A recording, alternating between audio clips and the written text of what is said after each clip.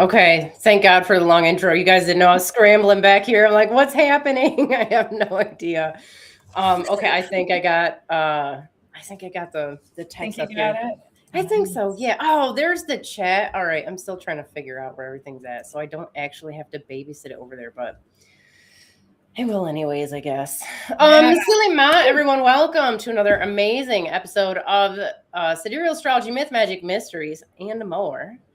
Happy full moon and definitely Leo and not in Virgo, like the thumbnail I originally posted.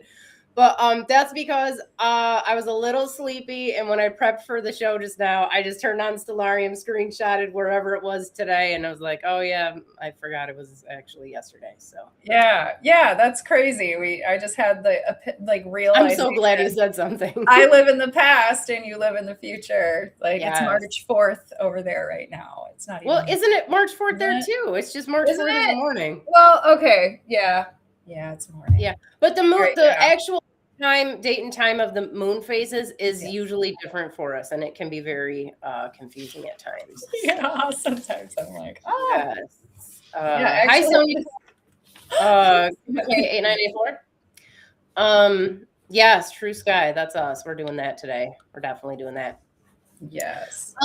We have a fabulous show planned for you. We didn't. I don't know how much we talked about the full moon over the last couple of weeks. I feel like we didn't get a chance to say very much about it. So it was right there on Regulus. So let me back up. I know Nikki's got notes because she's a boss and she comes prepared.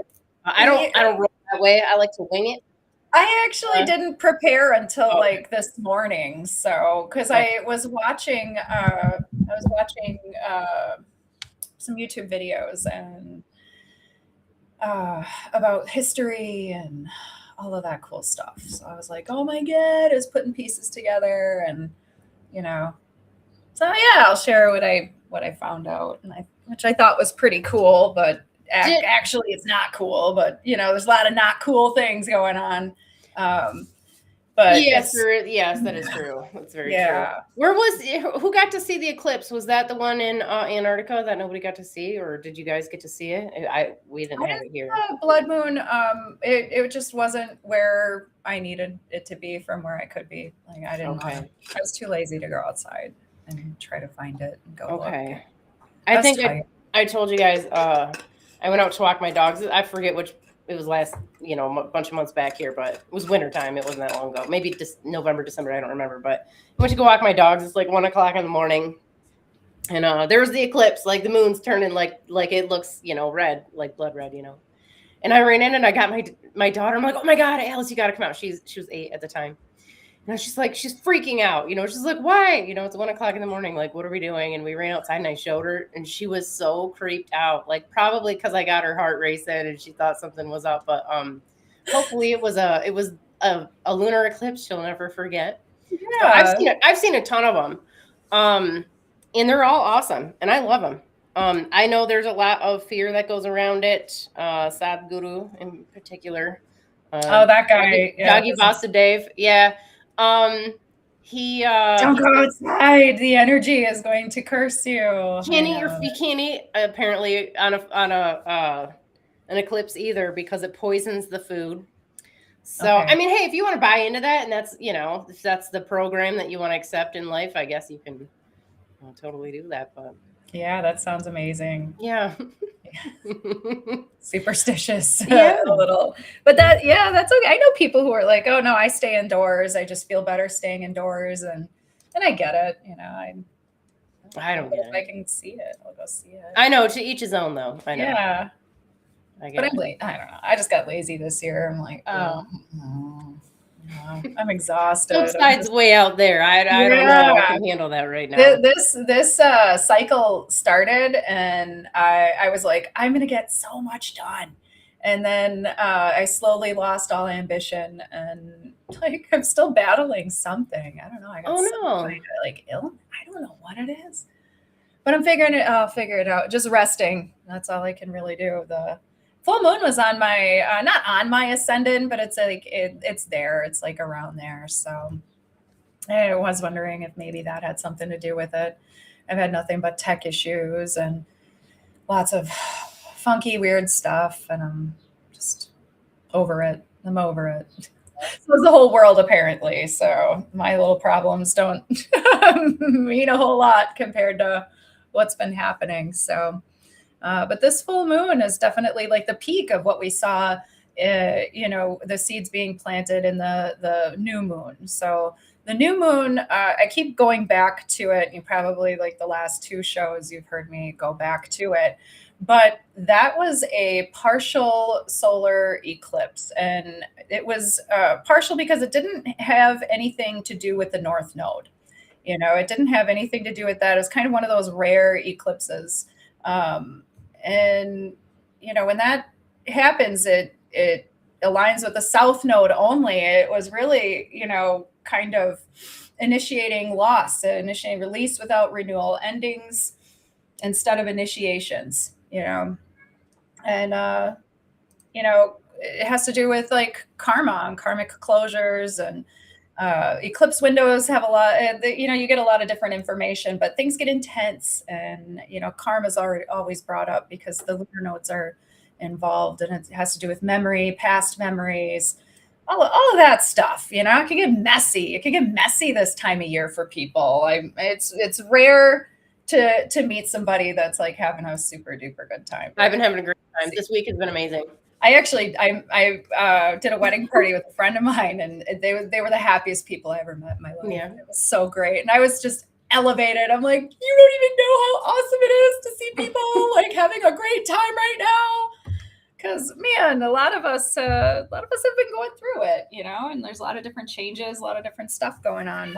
But I'm bringing it back to that because these past, triggers in Leo, the South Node is in Leo. Okay. The mainstream astrology will tell you it's not. They're going to tell you it's in Virgo, Pisces. We already did this.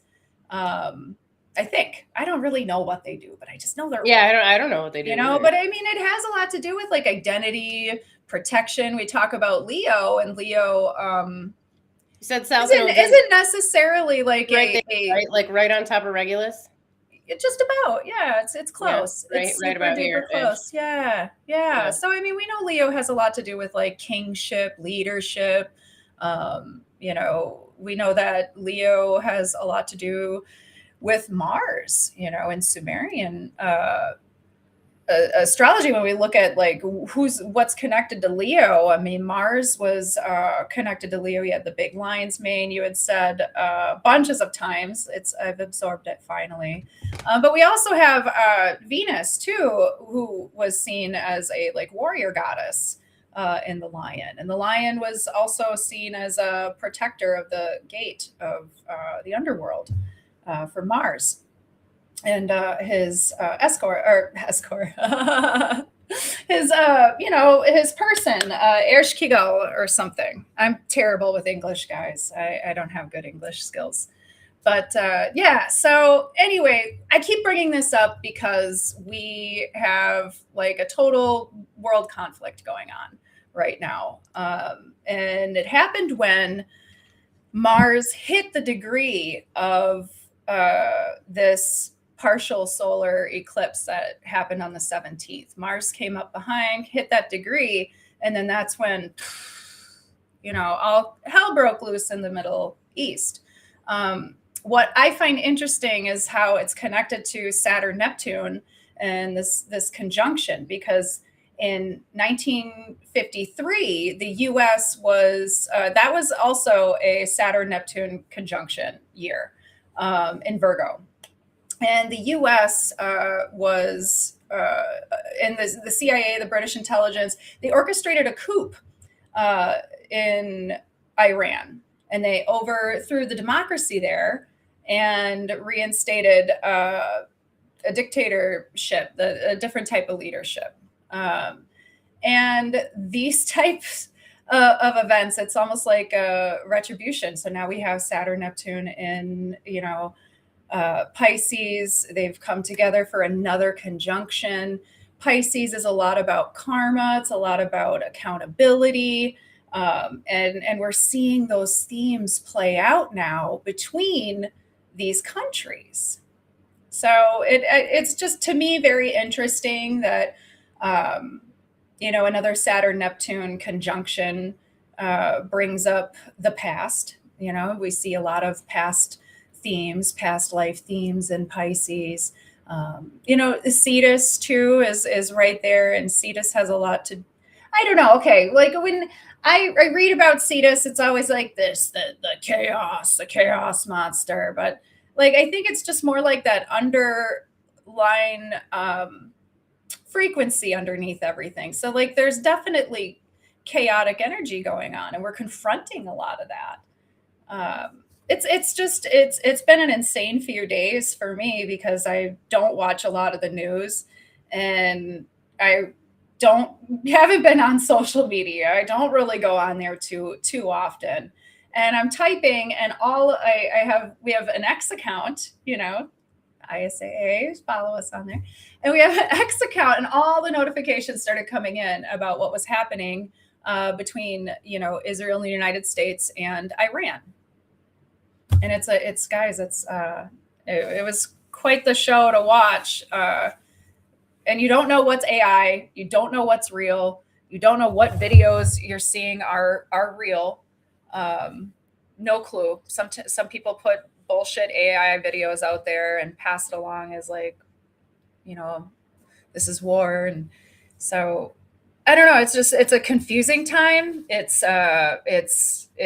kind of a sickening time to witness this and witness war and have it played out right in front of you. And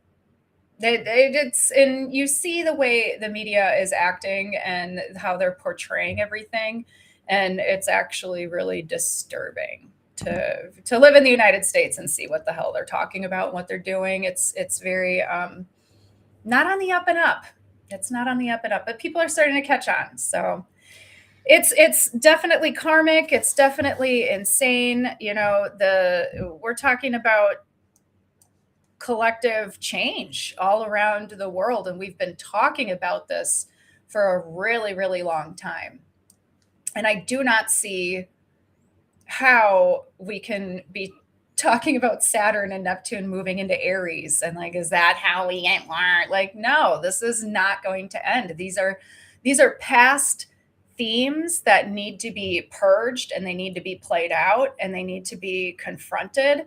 And we're going to be dealing with this now for not weeks. It's probably going to be years. So this is an insane time right now. So I just watching Mars hit that degree and seeing how that works. Now I'm curious what's going to happen as Mars moves into orb of the North Node, and we see Mercury coming and doing the same thing after this full moon. I think it's around the 12th, 11th, March 11th, 12th. We see those two kind of converge on the North Node in Aquarius. So, I mean, it's going to affect the world. I mean, we see it already.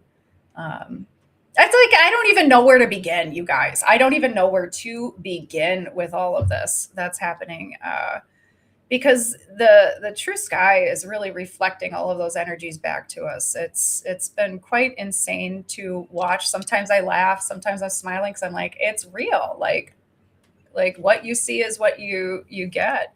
But I don't know. I don't know where to begin or where to end or what to do with any of this. Hey, I'm pulling up the chart right now, but Maybuck 1007 says, is very conflicting. Yes, as above, so below. I have tried hard to make sense on sidereal and constantly comparing both charts and readings. It brings me back to tropical. Go figure. I got their information. I'm going to pull it up real quick, but if you can speak on that for a second here, Nikki, I can tell you what I have noticed. Now, when you're just doing your chart, it can be really hard because you can see both sides. Like you can squint your brain a little bit, and because you know yourself very well, and it's much easier to go into detail on either chart, especially if you have a lot of overlap. Like I'm a Sagittarius in both charts, either way, but there's a big difference between Sagittarius on galactic center and Sagittarius in the scorpion tail of the rump side of Sagittarius. So on the one hand, you do got to kind of look at it as a whole. You also have to consider that they have to prove accurate, not just in the natal assessment, but also in prediction. And I don't know if you've done that yet. Also in the progressed chart, also your relocated charts. Like, it should be accurate across the board. Like, whatever the most accurate chart is, you're going to see it that way. And the more charts that you look at, the more obvious it becomes. When you have access to hundreds of charts, or like in some cases, thousands of charts, because you've been doing this for like 20 some years, there's no comparison. But I did ask, and that's why I said, we'll take a look at it and I'll pull something up and see if we can see maybe what the difference is here. Because I would also say there may be, you guys all know, if you watch the show regularly, I don't agree with a lot of the classical meanings for reasons. You know, Mesopotamian astrology is very different, but I've also a lot of them have proven not to be accurate from person to person, which I'm not on board with. So, but Nikki, if you can talk for a second while I pull this up. Yeah, hold on. Let me grab some more. Yeah. So, I mean, yeah. Oh, you guys, I've been staring at this for a couple days, and I did the whole, let's watch the news and see what they're saying, and they're not saying anything that's actually useful to anybody. I'm lucky I was able to tune into other countries and what they're saying about what's happening. And it's just absolutely insane to me. I don't like any of it. And I've been talking to people come into my store, and I'm talking to them, and they couldn't run out fast enough yesterday. They did not want to talk about it. And it was real. The war stuff, you mean? The war stuff. Oh, yeah. And I'm telling you, 99% of the people didn't even know about it. I was such a buzzkill. I came into work to see my guy friends. I'm like, guys, guess what? This is what's going on. And I was the bummer. I was totally buzzkill Nikki coming in talking to it, because I'm like, this is normal stuff. We have to talk about it because it's what's going on in the world, and nobody wants to look at it. Nobody wants to talk about it. Nobody wants to acknowledge it. They all have so much going on their own that piling on some more world news on their shoulders just wasn't the move, just wasn't the move. So, yeah, kind of people don't want to hear it. No, they don't. Well, sometimes too, it makes people feel helpless. Yeah.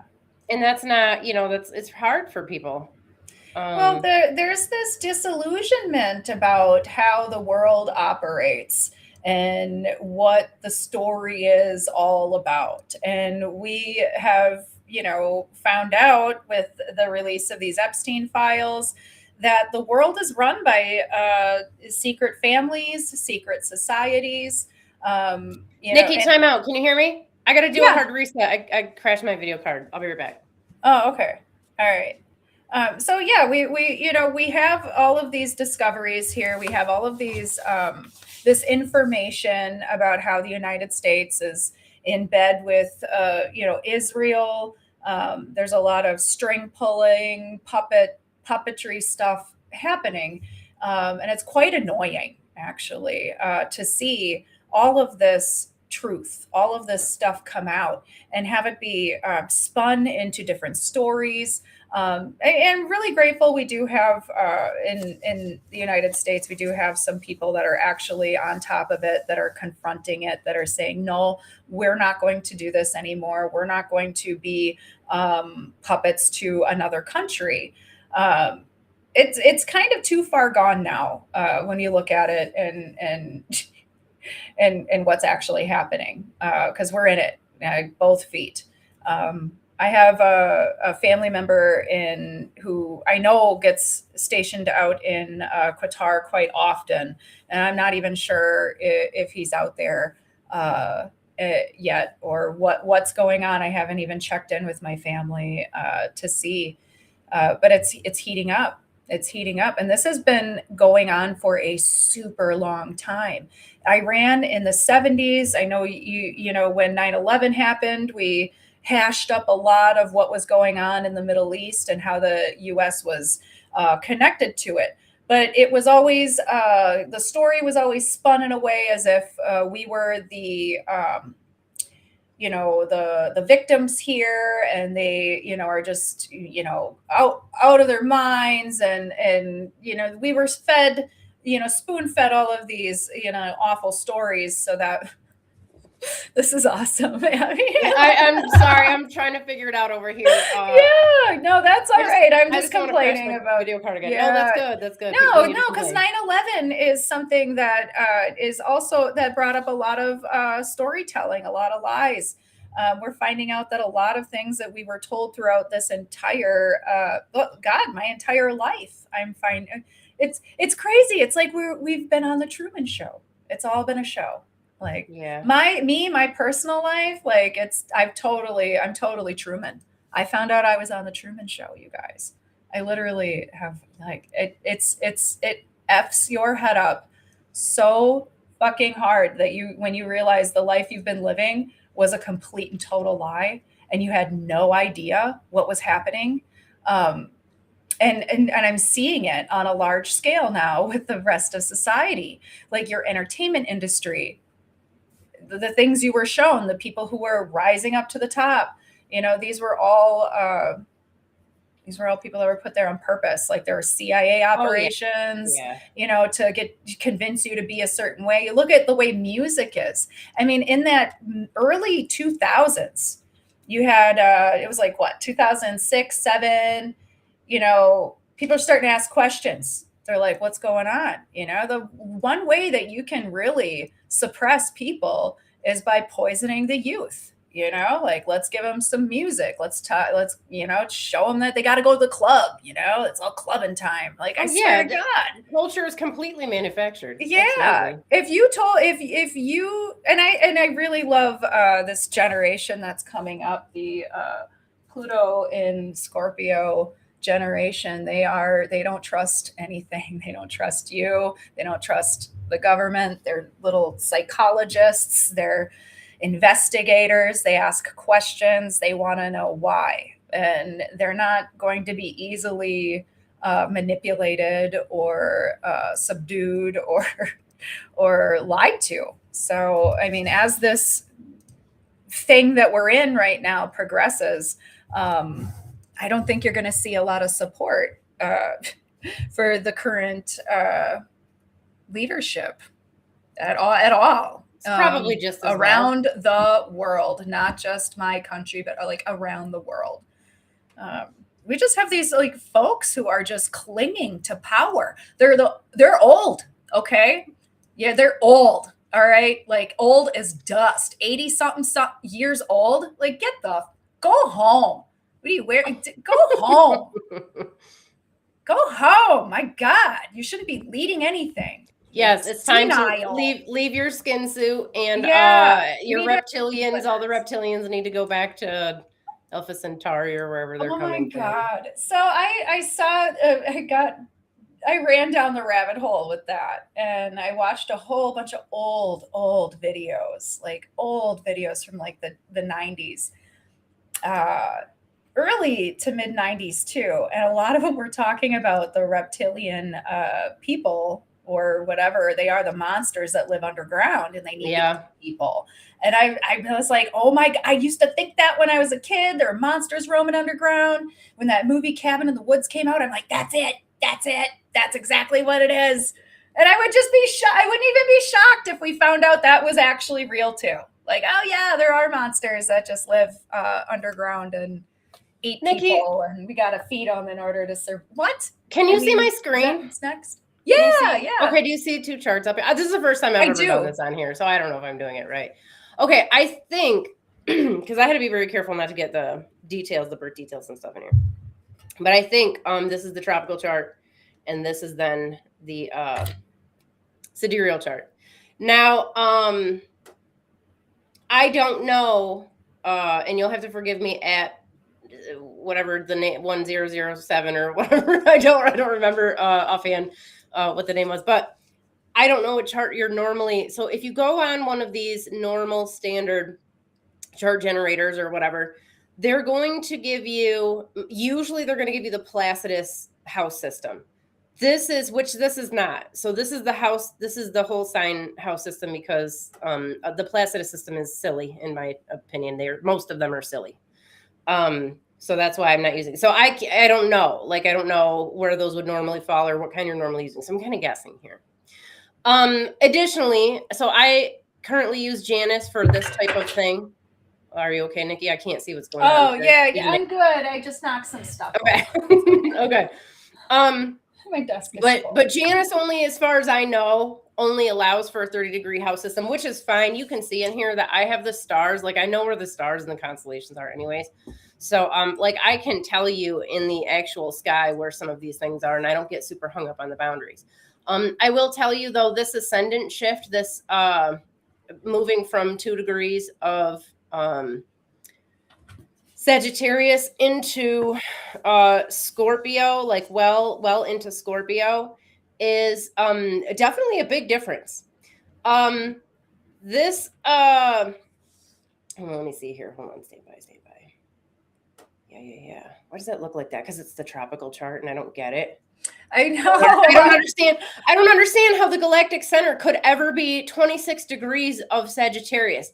That's like the friggin' galactic center is always at 2 degrees of Sagittarius. Like this, why you can't move that?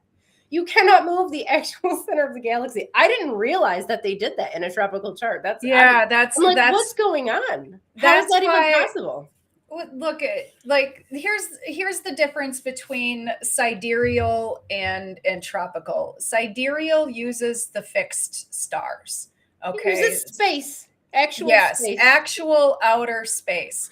So if you're not connected to your sidereal chart, have you ever tried living as if it is your chart for a day? Because I just watched a video about a woman who was like, you know what?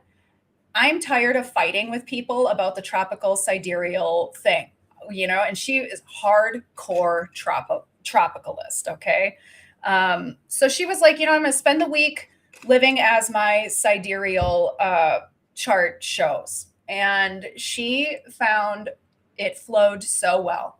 She just found that her transits matched. Everything was exact. Okay. Everything, like to the T, not if, not oh my God, is it a little, I kind of feel it. No, it was so spot on. She made like an hour video about it. She lost friends. Of course, her tropicalist friends were like, oh, you're a traitor.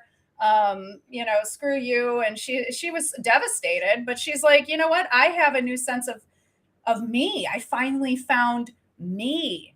And that's her experience, and that's what she did to, look at it a different way.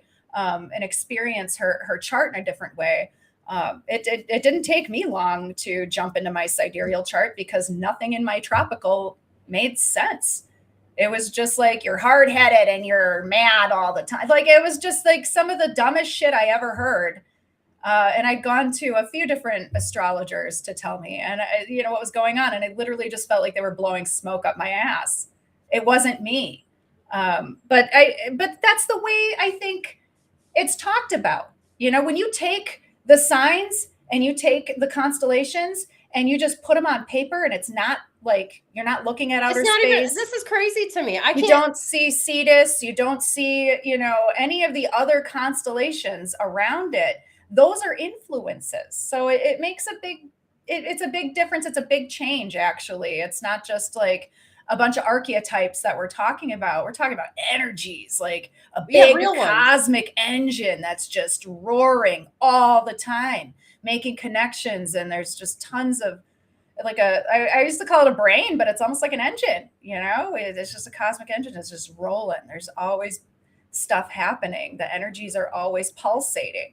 So I mean, for the most part. Hold on, I'm going to switch back. I'm kind of just no. I'm going to switch back to preaching now. Infinite screen. Hold on, you guys. You got, like for real. I can't. So just 1 second for me.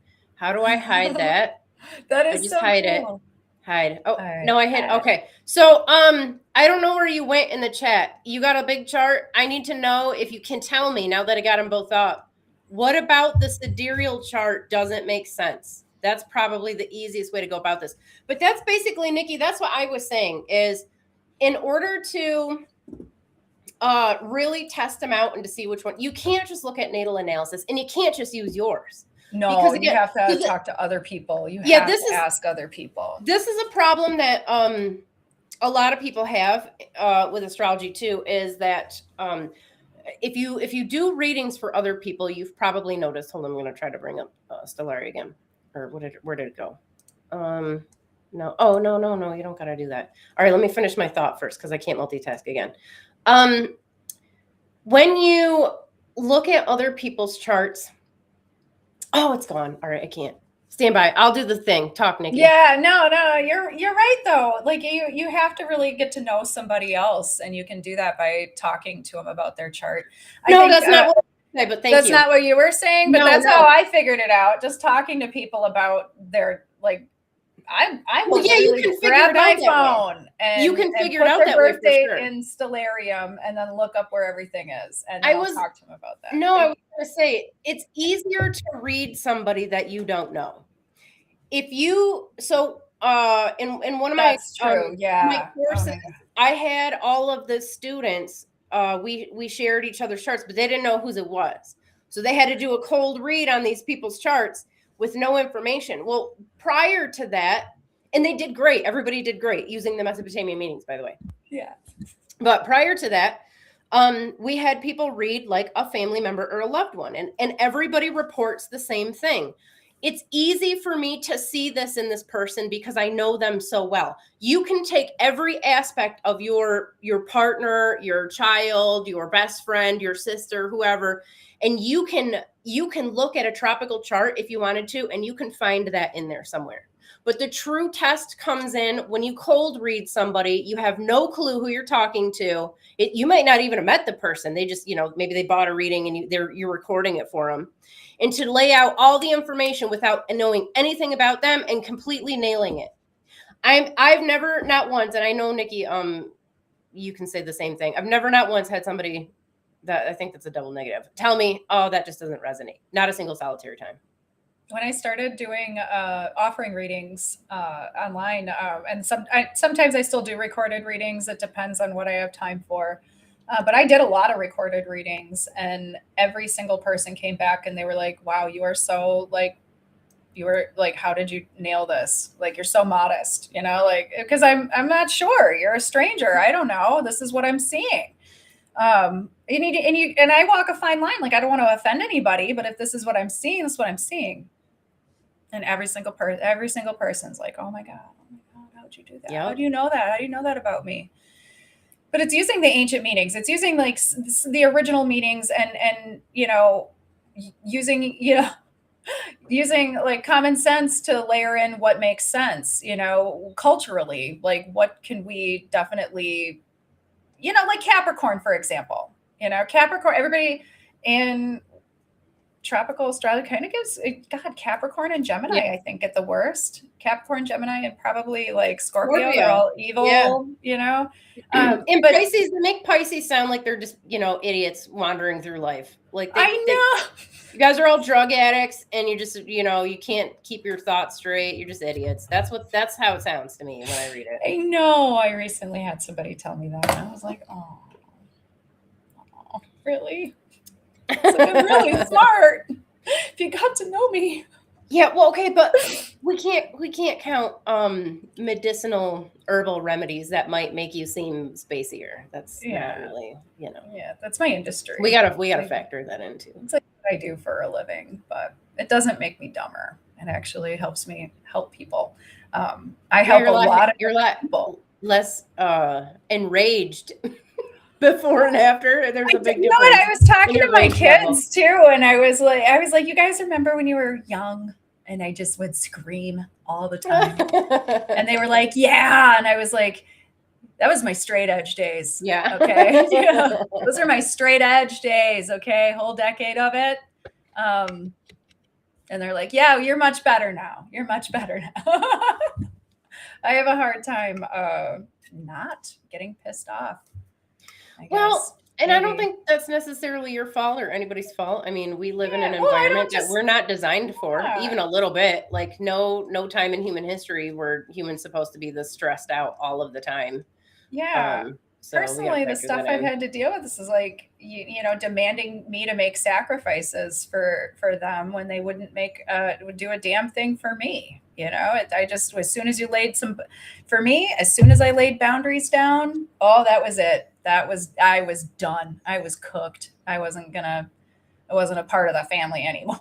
You know, you're not willing to just lay down and take it, then, you know, you're done. So I don't know, laying down boundaries is something that we're all learning how to do right now, because Pisces, Saturn and Neptune sitting right there in Pisces in the Western Fish, it's testing us. Saturn, it tests people, tests systems, tests things.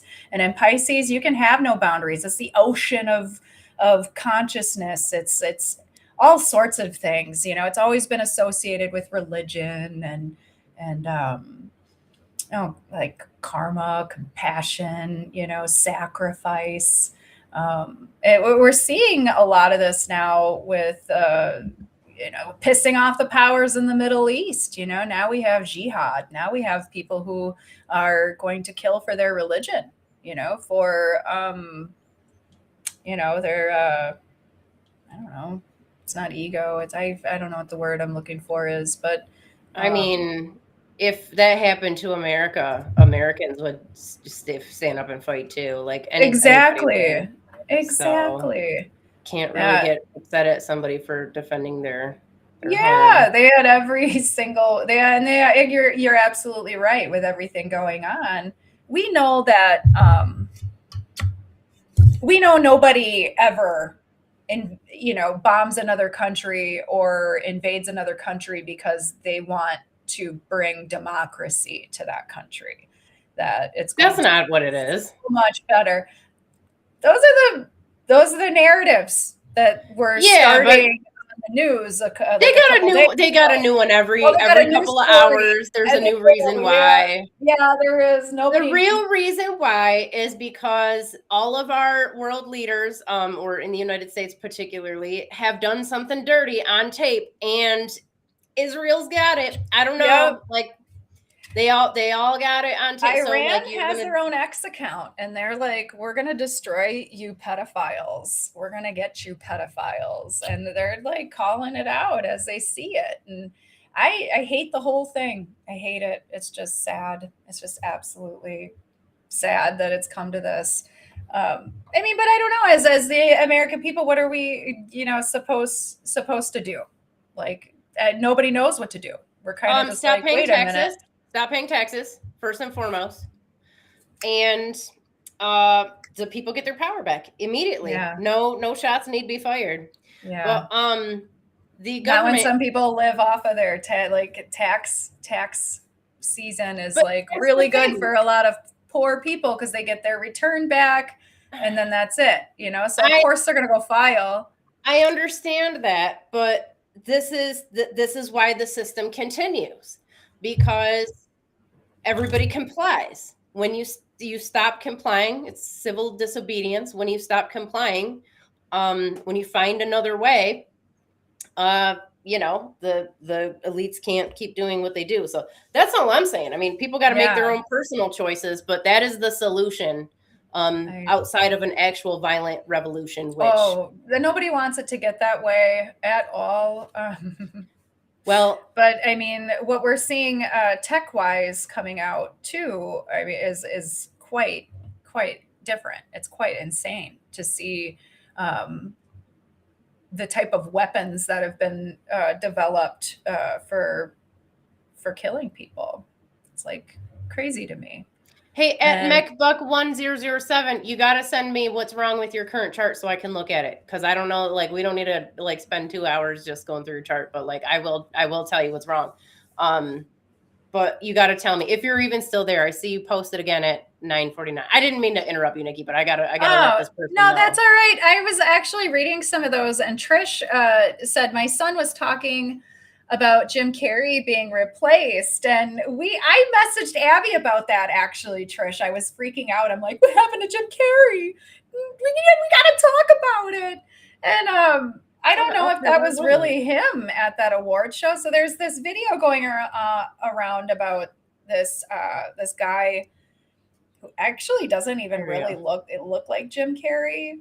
You know, he sort of looks like Jim Carrey. I don't know if it's Jim Carrey with prosthetic face stuff on, or if it's like he sent like you had said, a impersonator in. Oh, no, I heard that. I can see it because he hates the award shows. So like He got kicked out of one not too long ago. I think it was like 2023 he got kicked out. He's talked before about how around Christmas they steal children and eat them. Roseanne Barr said that too. Roseanne Barr said like everybody in the mental institution, they all have had some sort of crazy ritualistic sex stuff done to them. I actually know a handful of people that is like documented has happened to them. Like it's a real thing that happens. No, I believe it. I believe it. There was that gentleman who came out with he was the ex Hollywood stunt guy who had gotten hurt, and he made he made a whole thing about it. Well, they wiped it off of, I forget what it's called, but it's wiped off of, you're going to find it on BitChute.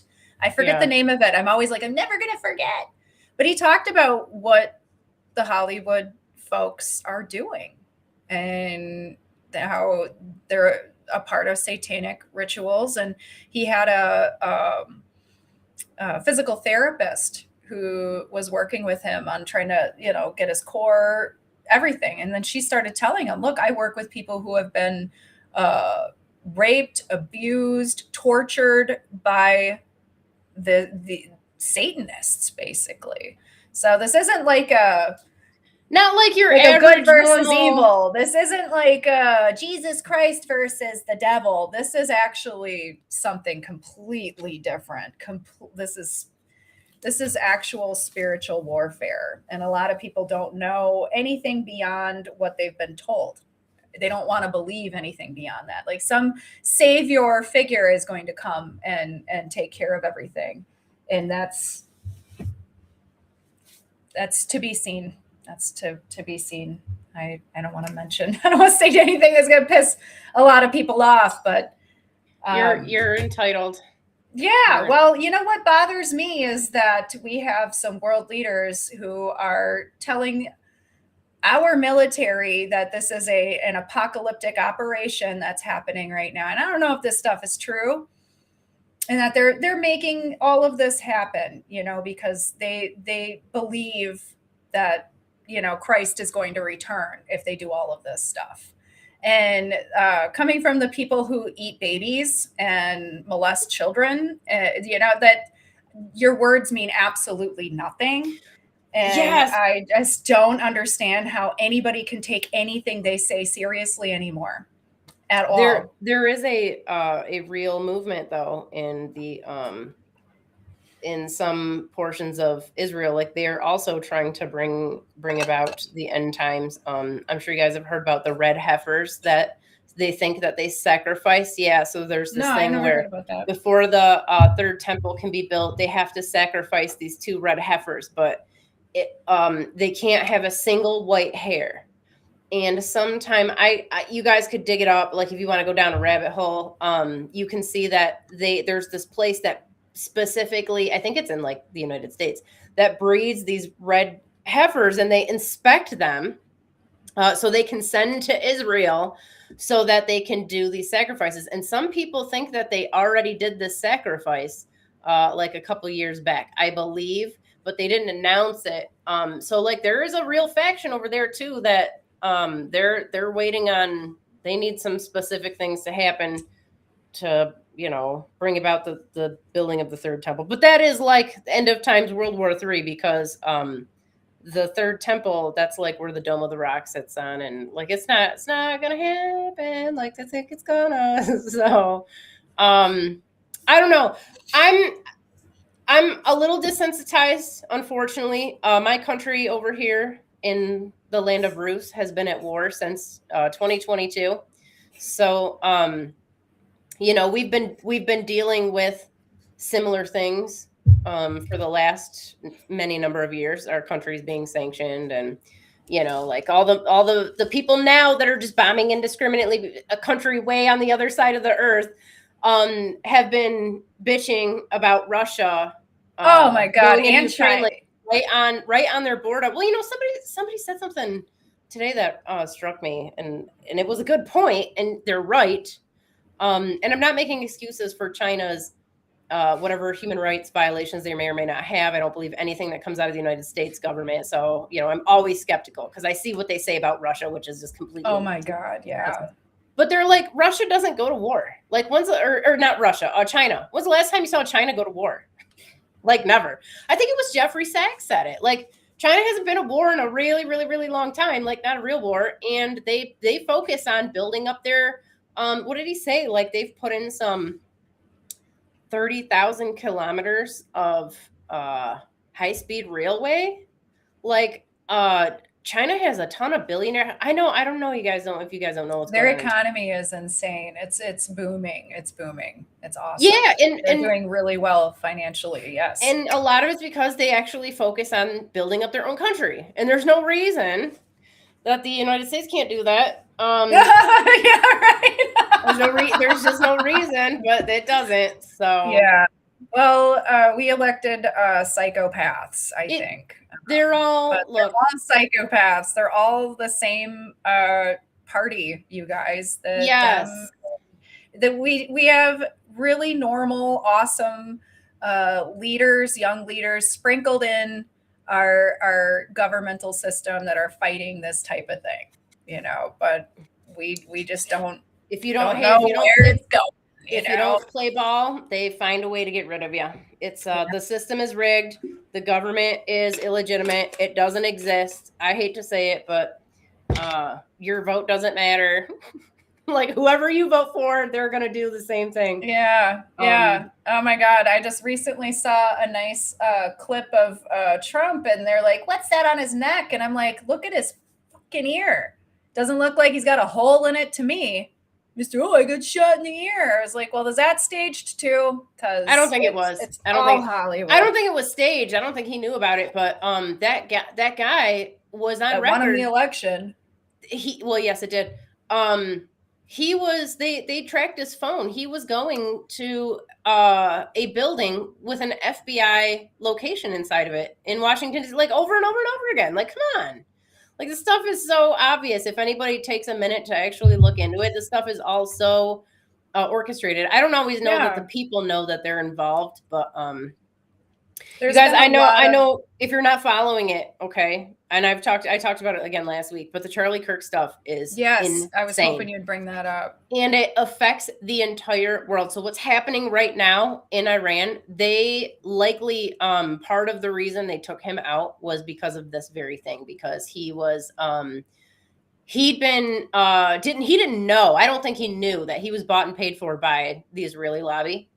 And when he started to turn against them and he went to Trump, and I guess Trump lit him up. He was like screaming at him and stuff. Charlie went to the White House and was like, you cannot go to war with Iran. You can't, he was seeing what was going on in Gaza, and he was like, no, this is not okay. Like, we can't keep doing this. Those people, they built his organization and they weren't going to have any of that. So by all appearances, looks like the military's involved, the FBI, obviously, Secret Service, like, it goes all the way to the top, and it affects like multiple countries. Like, that's one of those, so astrologically speaking, you guys, it's a really, really good event. I know it sounds like really macabre, but it's a good event to go back and look at and see what was going on in the sky, because there are a few events that happen specifically in the United States, like big events like that actually impact the whole world. So whatever country you're in, and we all do this, we have a tendency to look at what's going on in the sky based on what's going on in our own country, in our own backyard. And, it's just human, whatever. But a lot of the stuff doesn't actually matter globally, So if you get one of those events, and this goes, so if you're learning predictive astrology, definitely go through and look at some of the bigger world events in history. Not just, if they're in the United States, just make sure that it's something that affects the whole world. Nikki did an amazing article that is in the most recent journal, the December one, a very deep dissection of Oh, help me. It was Something through Uranus, Taurus. wasn't Uranus, it? Uranus Yeah. into Taurus. Yes. Uranus through Taurus. And what I regret is skipping a lot of the tech parts of that. I definitely want to go back and look, because there a lot gets developed. You touched on it. You touched on I it. touched on it. Did I? Oh, it's been a while since I read it. Oh, I read it like 30 times. You definitely you hit it up. Sometimes I told some stories that are just like silly, but that's the whole thing. Usually, what's developed as Uranus moves through Taurus, we see out there as it moves into Gemini. It's not even close, you guys. It's near the Pleiades right now, and we see like a lot of upheaval and chaos with humanity, and what do we believe and what do we don't believe, and what's going on with money and resources. I mean, every single time Uranus moves through Taurus, we have total upheavals around all of these things. Boundaries move, people move. Just the tech alone, like I'm shocked, because I'm like looking on social media and I'm seeing these missiles that can break apart and do all sorts of things. It's like, holy shit, you know. And people talking about seeing like spaceships that look like spaceships or military ships moving around and shooting missiles down. I mean, this is just, you don't know what's real or what's true. And you know that I personally know, and Abby, you probably know too, being in the military. I mean, I worked in a tattoo shop, and we had a lot of ex-military there who were working in the operations in Iraq, after the, Twin Towers fell. And they were telling us stuff that was just absolutely insane about the type of tech that they were using.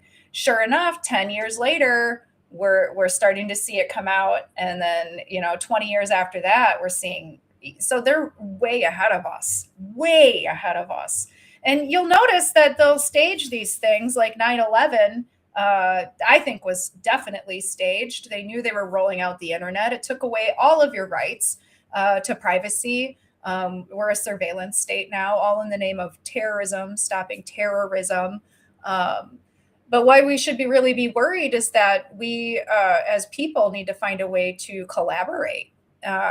When you can watch social media shut you down, over insurrection stuff, or, how are we supposed to get together and say, hey, we're not doing this shit anymore? It's like they almost set it up so that if, some fires rise up here and here and here in the country, they can just smack it down. They're already showing us that they will kill you out in the streets. If you're you can be an American, you can be a citizen here. We'll shoot you in the face 3 times and get away with it too. The Department of Justice doesn't do shit either when it comes to these types of leadership and these people in office. They didn't even they haven't even investigated anything. They just slowly stuck it away. Well, they're not going to investigate themselves. They're not going to do anything. Yeah, exactly. They're like, well, that's us. That's me. Oh. Right. Exactly. So like people see this and you can't ignore it. And people are not going to continue to go on living this way out of what? To make life easier, I mean, if they stay comfortably numb, I don't know. I feel like they got people just enough. They got you entertained. You got a little slot machine right in your hand all day long. It's really hard to fight the power when you're getting your dopamine hit nonstop. Exactly. Well, not everybody I know, but I'm telling you that this Saturn-Neptune conjunction is a reset, and it's happening to a lot of people. Like, I've got a coworker right now whose life has been completely flipped upside down. And it's changing this person's identity completely.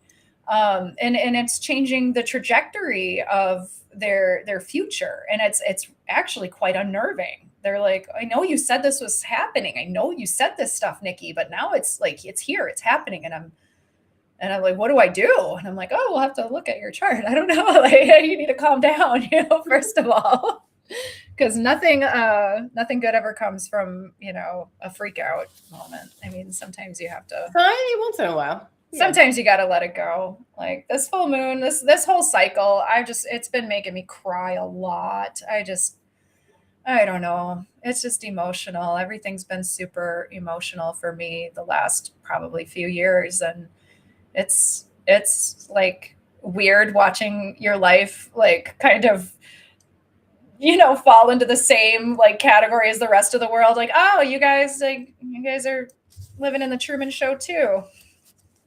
How insane. Let's all fake. talk about it. It is. It's all fake. It's all fake. I mean, I'm doing my best to disconnect from the disillusionment. Okay. It got to the point where my own family won't even call me to tell me things. They don't text, nothing. If you didn't see it on Facebook, it didn't happen. And there's been a couple times where I'm just like livid because I didn't get any news. I didn't get a phone call. Are you supposed to be on Facebook? Is that the problem? I guess you're supposed to be like this all the time. Facebook's not a real place. It's not a real place. My mom get joy out of sitting on my device and struggling to make connections online. I like face-to-face conversations. I like being with people. I like that better than I still like social media, but I like it as more like how I would use email, I don't sit and stare at my email all day, I just, here's a couple messages, we get a couple of interactions and, we're good.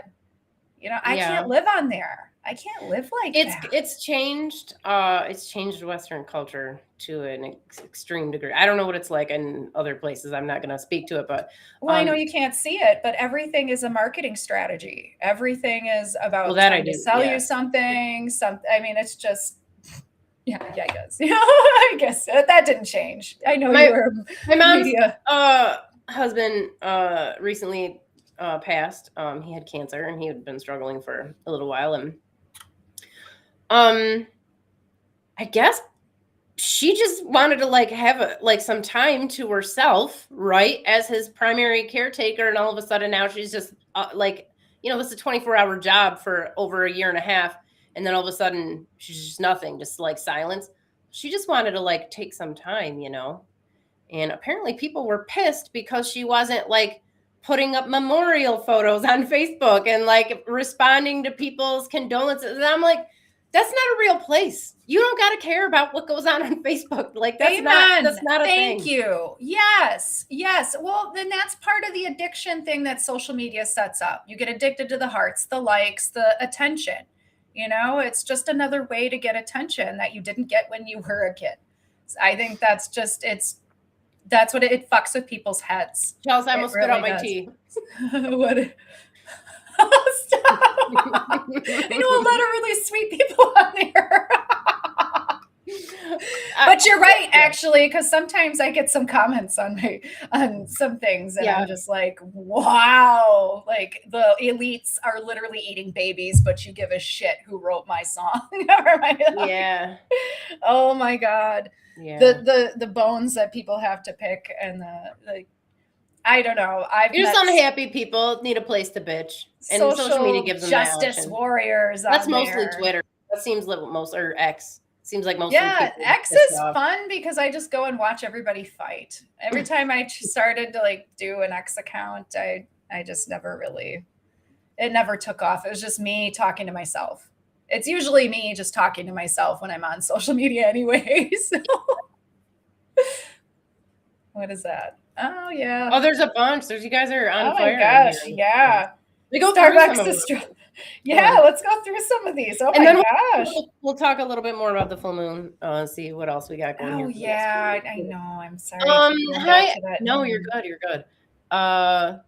Trish said, happy full moon, lunar eclipse, and Leo, not in Virgo, like everyone else in astrology saying, which I did say this morning, but only because, or not this morning, it's evening for me. I was definitely tired, and I just grabbed the screenshot, and I wasn't thinking at all.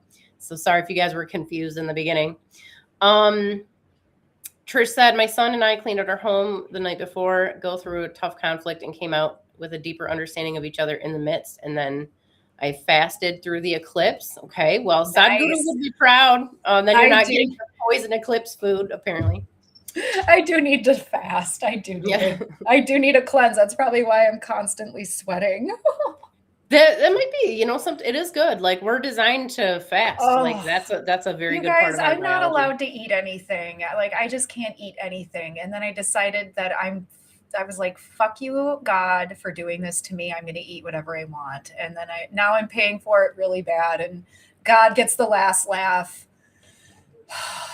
It's awful. So if you get to eat like food, then you are so blessed. I think it will change over time. I think when your stress levels decrease, your immune system won't be on overdrive.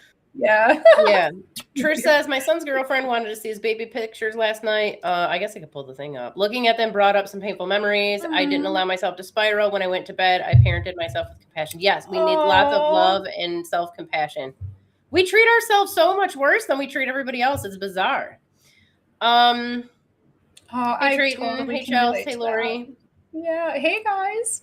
Trish said, oh, that was the Jim Carrey thing. We went over that. Okay, hold on. Yeah. Because that had me concerned. Honest to God.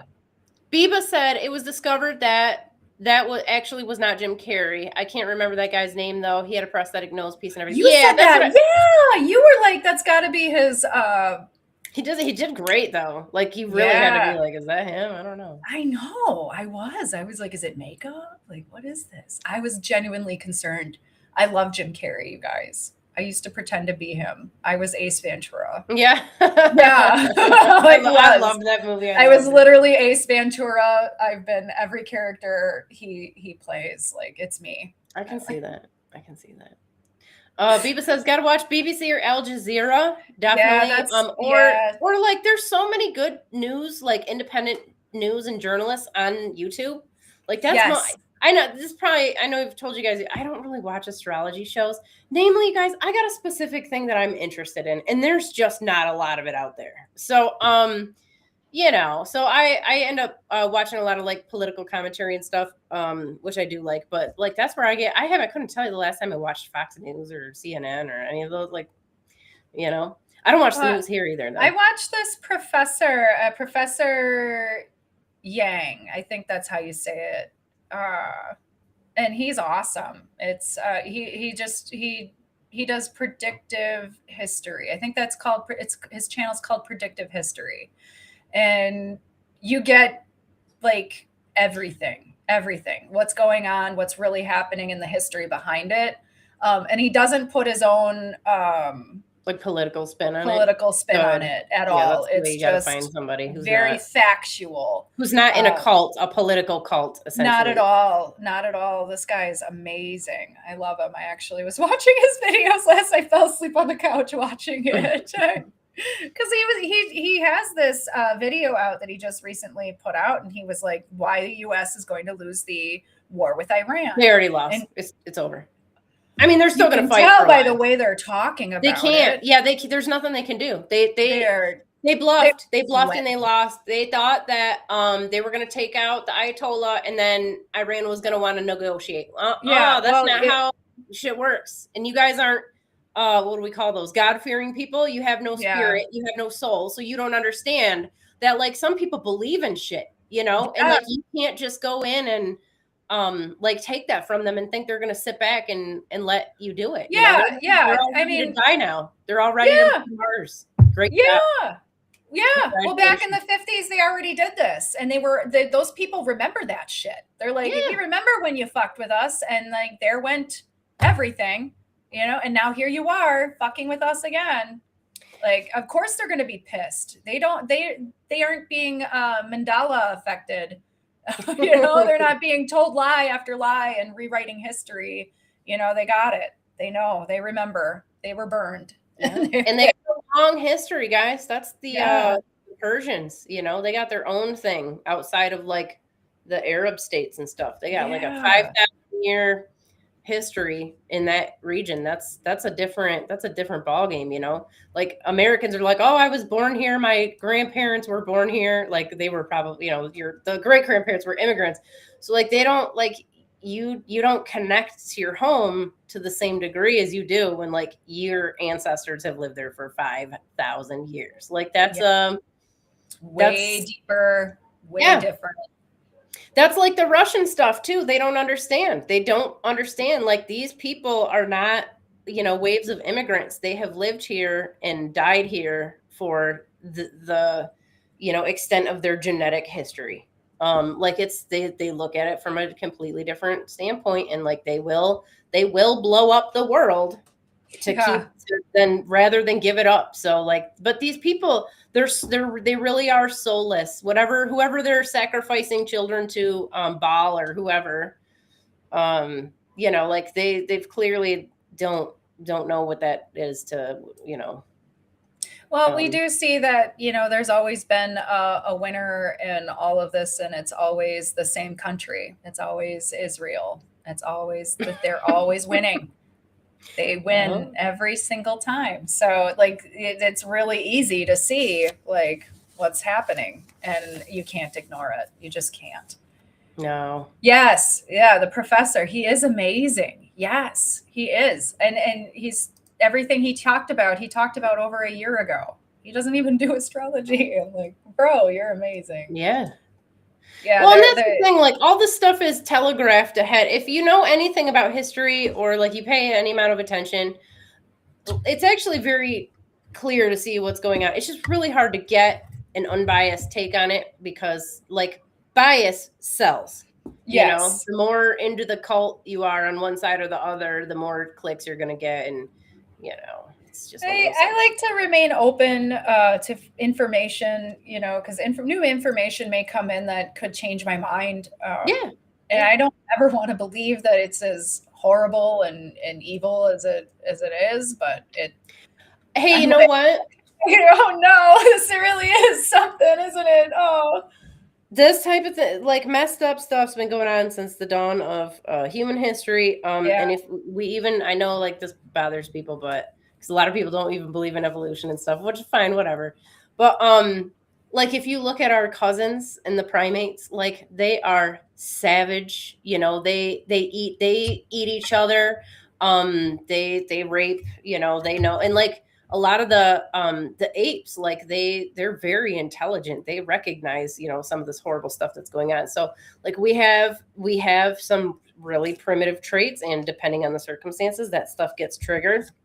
But I do think overall humanity is primarily good. And if it wasn't, you couldn't leave your house. Okay. It'd be the purge. You wouldn't be able to go out. You couldn't trust your neighbors not to, throw you on the backyard barbecue. So I do think that humanity is primarily, good, but there are predators out there. And unfortunately, a lot of them gravitate to positions of power.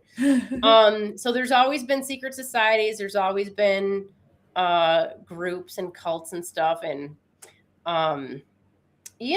like they got them everywhere. But I mean, I think it's time we purge that out. The fact. Well, that's what this is good. I think that's what this is for. I believe that we have that outer planet formation right now, a little mini grand trine between Pluto and Uranus, and we have like Neptune and Saturn. They're all working together. And it is exposing all of the corruption within our systems. Every little bit is being it's insane. Like I'm telling you guys, I'm telling you, Neptune. I know you don't agree with me, Nikki, and that's all right. You don't gotta. I appreciate this. I don't like. I'm not big on like let's all just agree with each other. Like I'm not into that. No. But my take on Neptune, I don't think it is an illusion planet. And I'm going to stand by this, and I'm going to use this experience that we're all having collectively right now as evidence of this. I don't disagree with you. I just describe it differently. It's like that is probably it. It works like a spell. Sometimes you get the absolute truth. And that's the thing. It's being the illusions are being stripped away. The Saturn-Neptune conjunction. And by the way, you guys, if you go back and watch our forecast for the year, we totally called it this spring. We knew some shit was going to go down like big. Somebody's got to, blow our own trumpet because we don't have like we're not cool enough for somebody else to do it. So I'll do it. Yeah. But I do think that this is an amazing time in human history, because before, even just maybe 20, 30 years ago, you could just you could create a controlled demolition of 3 of the World Trade Center buildings and have Larry Silverstein go on and admit in a PBS interview, say that, oh, there was so much destruction, so we decided to pull it. They had a controlled demolition of Building 7. It takes, so if you guys don't know, yes, we're going full Alex Jones on this. We might as well. Do it. They already tied him up. If you don't know, 3 buildings collapsed into their own footprint at free fall speed on September 11th. Okay. One of them was World Trade Center 7, which was like, not like even a block close. or 2 away. Yeah, it was far away from the plane and the fire. Well, supposedly there was some fire, and then there are early videos. You can find these on BitChute, but some of them anyways. And the firefighters, you can hear them saying, "Everybody get back, they're going to bring it down." So now all these firefighters are dead, because all of the first responders on 9/11, they were all basically poisoned by all the nasty shit that was in the debris. They all got cancer and died like within a couple of years. So they can't speak for themselves now. So they asked Larry Silverstein not long after that. He was the one who had the lease on the World Trade Center buildings, and he was losing money on Building 7, like a lot, like $1 billion. There was like a black mold thing. So they came in and they brought it down. And he said, there was so much loss of life, we decided to pull it. So to set up a controlled demolition, you're looking at 2 weeks minimum. Now, what's interesting is they did the same thing with Building 7. There are so many engineers. That's not what happens, you guys. Those planes are designed to be hit by or the buildings are designed to be able to withstand being hit by a plane, withstand a fire. No, that is the first time in history that a building that started on fire like that, like a skyscraper, just happened to like melt and just explode perfectly in its own little space. But 2 weeks before that happened, there was an Israeli company that based a security firm that broke their lease and just bailed, completely left. They took all of the bomb sniffing dogs out of the building about 2 weeks before. And that's when people think that this is when this happened. There were also in the initial reports of some of the people who got out of the building and they survived a little bit later to talk about it. They all reported hearing explosions going off in like the basement. Yep. And like they heard stuff going on. So like that it's in old footage too. It's in a lot of old footage of people talking about it as it was happening. Like, you can't find it on YouTube. Yeah, it's not on YouTube. YouTube wipes it. Yeah, you'll find it on BitChute. But there's so many good things on BitChute, and you should definitely listen if you haven't already. You should definitely look up the Andy Say Ook Ooting Shay. What Alex Jones went to court for, basically. Yeah. But you have to do it on BitChute. Don't talk about it on YouTube. Don't look at it on YouTube. Not that there's anything to find, because you will immediately get your stuff taken down, because that is that was like that in particular was so staged and is so obvious. They have multiple people playing the same roles. I gotta quit talking about. They're gonna I gotta be careful. But yeah, anyways, go and look it up. But these things, when they start to happen, and you start to look like, you can't ever look at the government the same way again. I was thinking about this before too, because I always wanted to be in the Air Force. Like I wanted to be a fighter pilot. Thank God I didn't go that far into it. And I also wanted to be an attorney. And I'm like, well, maybe I'll be a JAG. I don't know. So anyways, I thought about this recently. Like, I came from a military family. How did my uncle was in Vietnam? He's a Green Beret. My stepdad, like they all went to my uncles, my grandpa, like everybody was in some branch of the military. Why did none of these people tell me that like, it's not like honorable and good to go and like kill brown people on the other side of the planet? And now I never looked at it that way going into it. Like, I never crossed my mind that I was going to go fight some illegal war. Like, I had this view of the military of like, no, like you're serving your country, you're helping, keep freedom and keep your country free so that you can have the freedom of speech and First Amendment, and like all the stuff that sounds really good on paper. And that's not at all what it was. I was in what do we call it? Iraqi, not I didn't go to Afghanistan, went to Iraq. And I say I went to it. I was in an undisclosed location. I was air crew, so I wasn't actually in the country, but I flew over the country in the war zone. And I contributed to helping kill quite a few brown people, and I'm disgusted by it. But like at the time, like I had a top secret clearance, and in the intel brief at the time, you were told a different story, right? We had intel, like every flight that we do, and we get shown the intel that they show us as the normal persons. Like, this is where the WMDs are. Like, they have them. This is when they brought them in. We had satellite images of like, this is, like the caravans, everything. So, your average soldier has no clue, because like they lie to us too. They lie to all of us. But like after, that was right around when YouTube, I didn't know. I'm sorry. I'm like going off on a tangent. No, go ahead. This was when YouTube came out. It was right after. When was that? Like, no, it was before YouTube. When did YouTube come out? 2003, 4, 5, sometime around there? Somewhere around there. Yeah. I think it was like. It was I think it was, Google. No, it was Google had just like come out. Like, Google was now this thing like, hey, if you just type this in, you can find stuff, right? And this was back when file sharing, you guys remember like Kazaa and like all these different file sharing sites and stuff where people would just upload their videos and you can get them, and then unfortunately half of it they would be like, there's this cool video about like the government's totally screwing you, but then it's like porn, and you're like, oh god, like, yeah, that happened to me a couple times. It happened to everybody, because people would lie. LimeWire was awful. LimeWire, like you would think that you're getting like, it was totally wasn't, so anyway. I know, one time I was downloading what I thought was a children's movie, and it was two dudes 69ing, and I'd never seen that before. And I was like, oh my God. Yeah, why would you burn in my memory forever, actually. Why would you lie? Yeah, you can't unsee some of that stuff.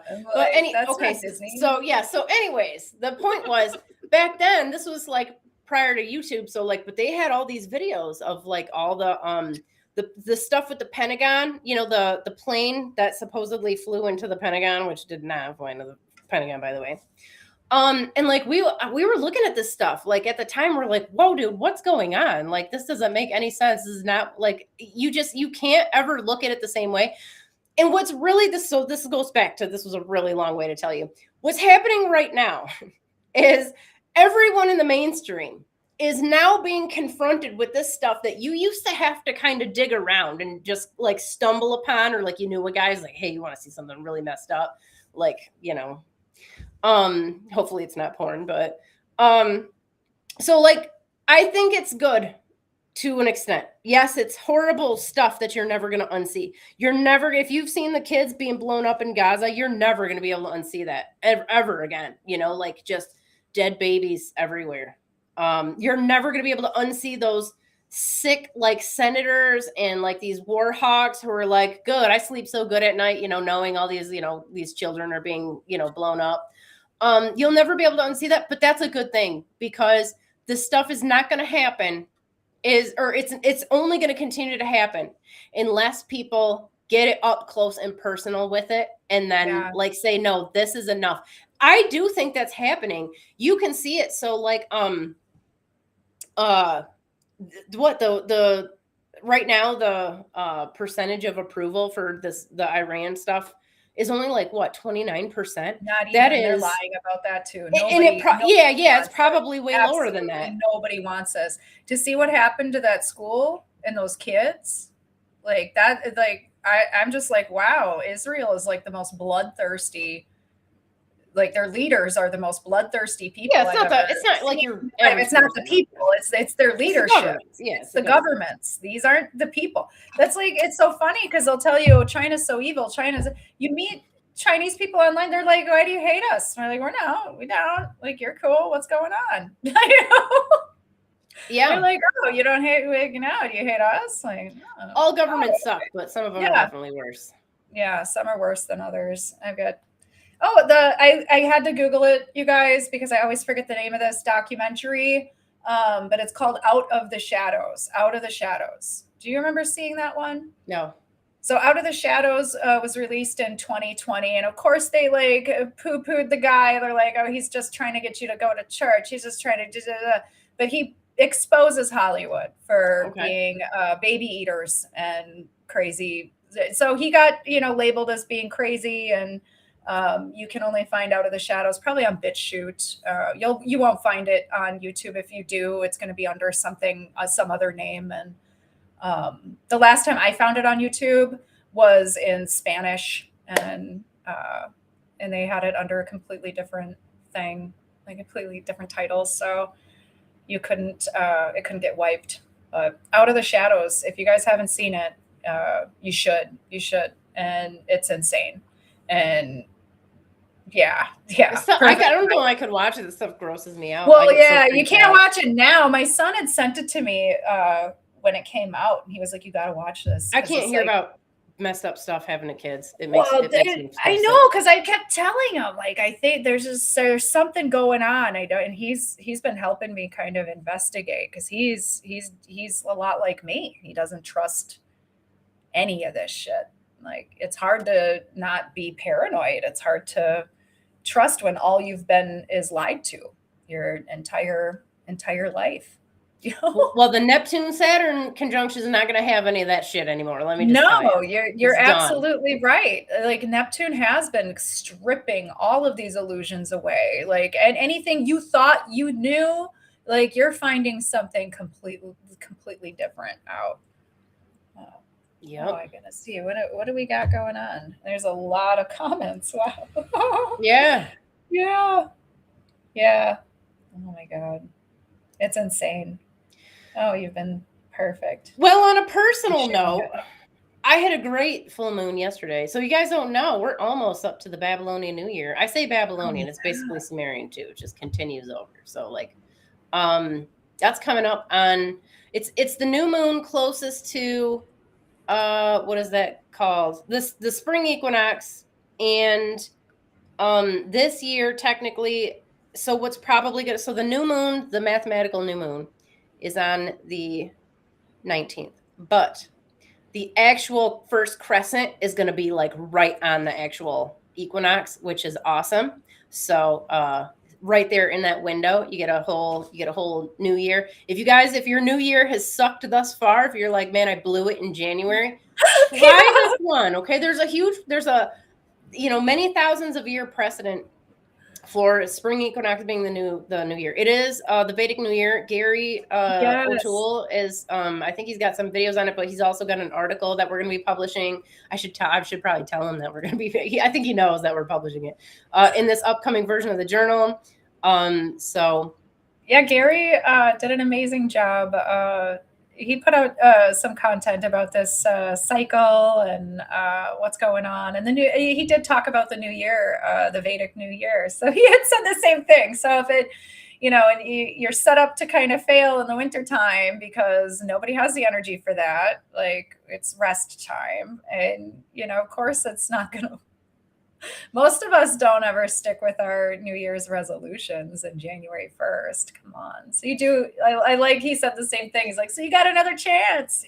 Yeah, definitely. And you get one on your birthday. Your birthday is your own personal New Year. So never, I know a lot of people go out and just get wasted on their birthday, and then they spend the next couple of days just feeling gross.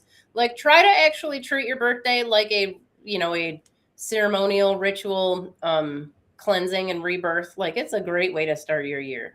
It's definitely the way to go. Yeah, I wanted to plan a trip for my birthday, but I didn't. I keep saying I'm planning trips, and I can't decide where I want to go. I can't. I'm like, oh my God. And part of me is like, I want to go back out to Astoria so bad. It's in Oregon. You guys, where the Goonies house is, like, I love that town. I think I might go there. I didn't know that was a real town place. Yeah.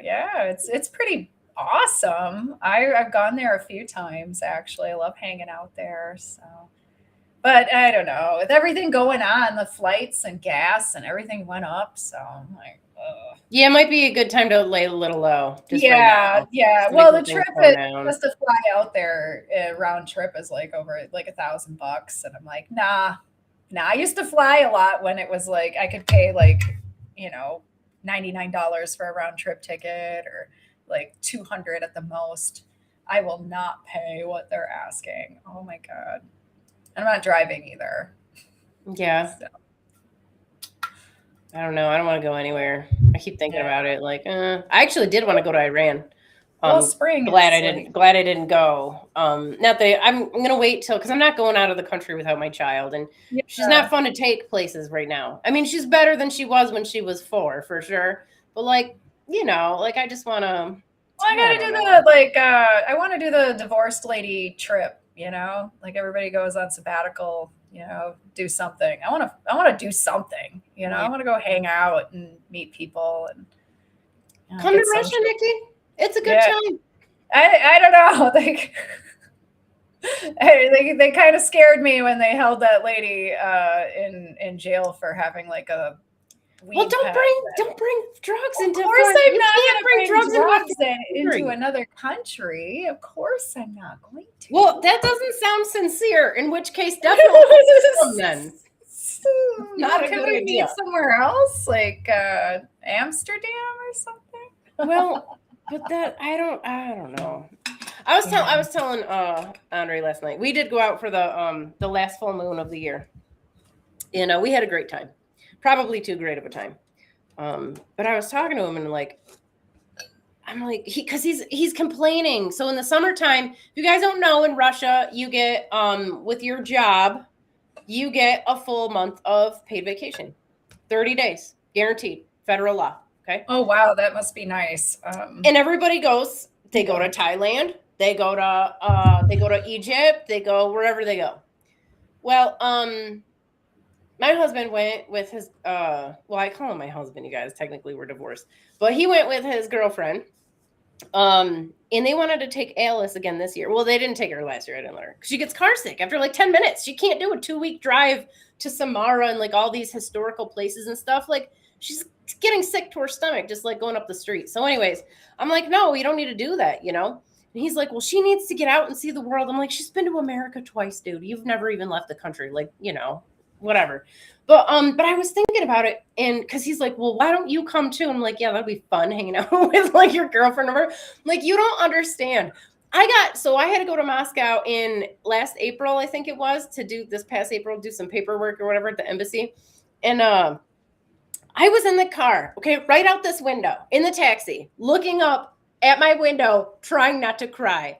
And I'm like, I already miss Alice. I miss my rats. I can't, I just, I've traveled all over the world, but I just want to be home. And it's so nice to sleep on my own floor and just be in my own elevator. Do you guys know what that's like to just be in your own elevator and not have to be in some hotel elevator and have strangers on there? It's weird. I don't know.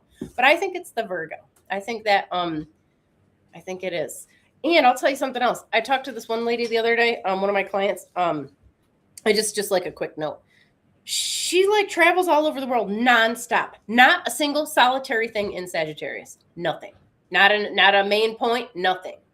But she did have a strong Aries. So I just had to throw that out for you. Anybody who's keeping track, data, you guys want some info on who does what. The Sagittarius doesn't necessarily make you a traveler. I just want you to know. Yeah, Sagittarius, actually, original Sagittarius, Pablo-san, he's the chief ancestor. And his job, he would go out hunting and bring the stuff back for his family. But that's a family-oriented constellation, very much about taking care of your people. It's very paternal, being the father figure. It's not there's no go out and adventure in there, per se. Now, Ninurta, who is featured in Sagittarius, Ninurta does adventure, that is true. That is a part of it. But I don't know, a couple ways to look at it. Just throw it out there. Yeah, I like the mythology around Sagittarius with the twins and Pollux and Castor and the navigating and the choppy waters, all of that stuff. I was just reading about all of that. Oh, since my divorce, yeah. Yeah, right. Celebrate. I know. I want to celebrate. I need to celebrate. It's been a long, drawn out, awful, god awful journey for me. So I want to do whatever I want. I want to go out. I want to meet people. Yeah, I mean, I want to move on with my life. That's pretty good. Yeah, I'm excited. I'll do something. I don't know what. I was gonna go out to Detroit. We're not gonna do live events anytime soon. So I gave up. I'm like, it's still pretty nice down there. I say down there, like I'm okay. Right now. Oh my god, there's an aquarium there with a reptile like place. I'm like, oh my god, I might have to go to the Detroit Zoo. The Detroit Zoo is awesome too. God. Okay, yeah, I still might. Yeah, I can drive. I wanted to take the zoo. ferry across the Lake Michigan. That was my thing. Oh, that sounds scary. I know, but it's not. It's not. I do get seasick though. Yeah, I don't know about that then. But I don't want to drive through Chicago. I fucking hate. Is it really that bad? It's the highway. Just take that, go on the loop or whatever. Don't they get one? I haven't driven through Chicago in a long time. Yeah, but you got to go through the toll booth and all of that stuff there. You got the highway. Okay. I just hate that. And then I got to go through the tolls. Then you got to go through Indiana a little bit. Which means I have to update my fucking Illinois tollway account, which somehow got updated with a credit card that I never even had possession of. Somehow, guys. I'm starting to think it might be AI. I think AI is totally effing with me. I woke up the other morning. It was last Friday morning. And I was freaking out because I got an email about how my credit card information has been updated in the Illinois tollway website. Thank you so much, Nicole. I'm like, I haven't driven since before 2020. Mm-hmm. I was like, I haven't even been there. So I like Google it, make sure it's like not a bad link or like I'm clicking on something that's going to like destroy my computer. And sure enough, I like have my like passwords all in there. I'm like, what the fuck? Did you cancel that card? Yeah. Oh, because I right away I messaged my ex. I'm like, one of your girlfriends get a hold of my shit? Like, what the hell's going on? Like, I immediately like blamed him. He's like, I'm not smart enough. I'm like, yeah, you're right. You're not to do that. Like, you're right. You're an idiot. There's no way you did that. Yeah, he was like, oh, like, yeah, you're right. Actually, that's why I thought it was your girlfriend or something. Trying to steal my identity. Why would you steal someone's card and then go update their toll road account? I had to sit and think about it for a long time because I was really freaking out. I'm like, who does this shit? Understandably, yes. That's weird.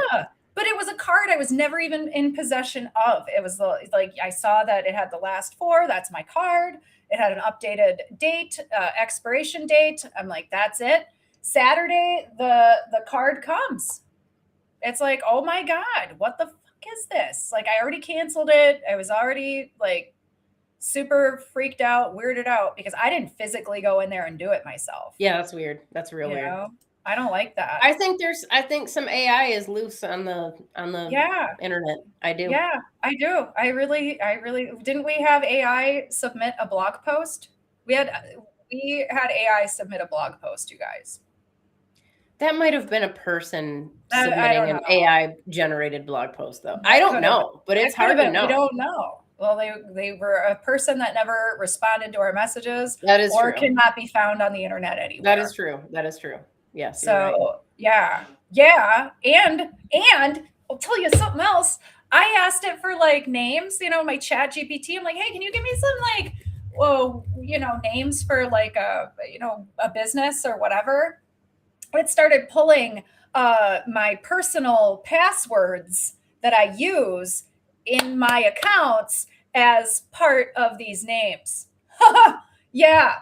I was like, I'm like, if I could punch you in the face, AI, I would. I would. That's creepy. That's so creepy. Well, Nikki, it could be your chat is got Oh my God. some Well, sort of we were weird fighting permissions. about the Epstein shit yesterday too. They start trying to tell me there's no proof. I'm like, oh, mucker, there is. There is. Yeah, Did there you is. look? You have access to all the files, probably unredacted. And I have no idea what you're talking about. Of course. Of course. Are you my Yeah. FBI agent?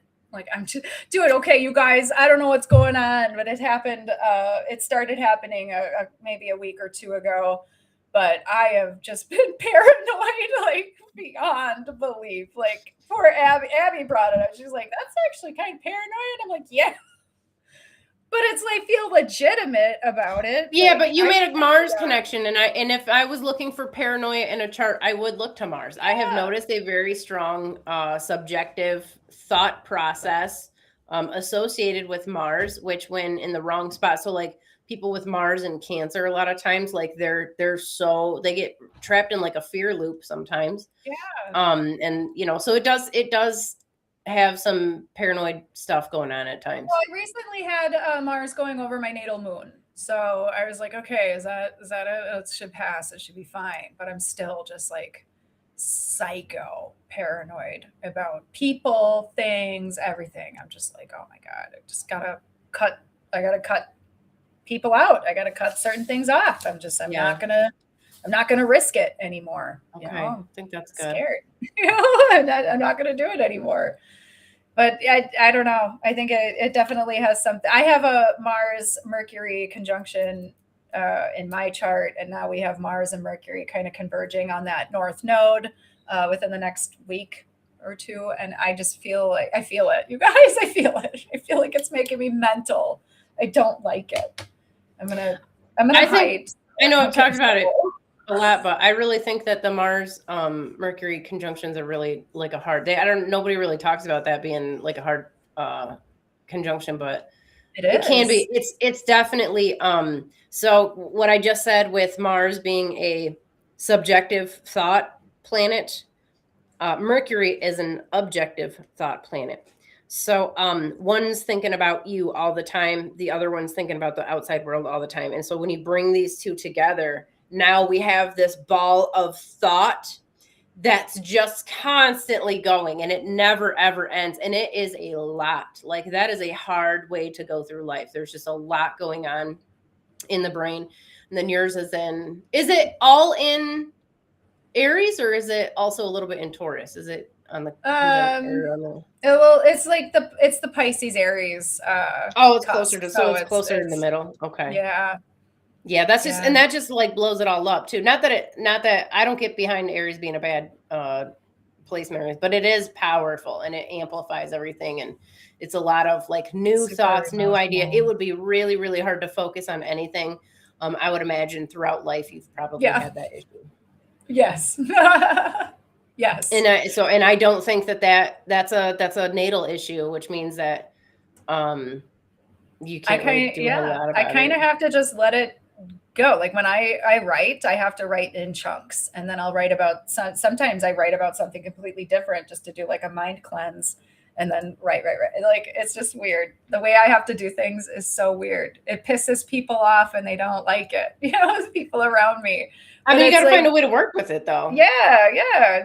But I think I'm normal.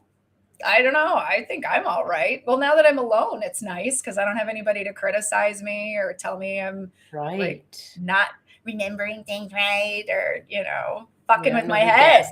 Yeah. Oh my God. I know. I went and hung out with some girlfriends this weekend. And they're just like, why won't you date? Don't you date anybody? And I'm just like, why do they care? Why does anybody give a shit what I do? Like my value is only, connected to who I'm with. I think that's so weird. Like that, it never has not once mattered to me if someone I knew was in a relationship. Not ever. I don't understand the appeal to that. Like, what difference would it make? Yeah.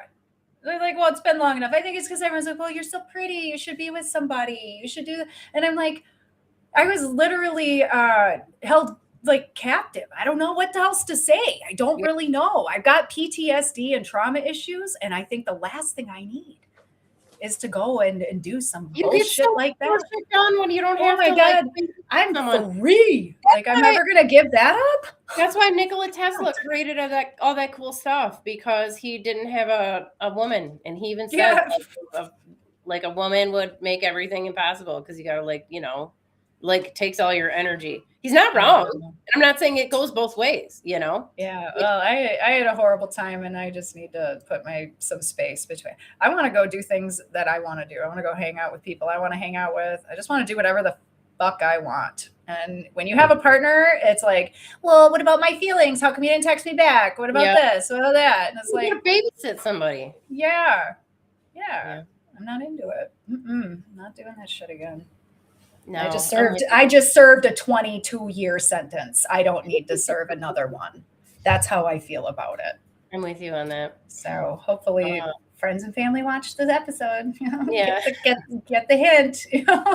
Chell says they want you to get into a relationship because misery loves company, and I agree. Yes. Oh my God. They don't want to be the only people that are dealing with crazy relationship drama.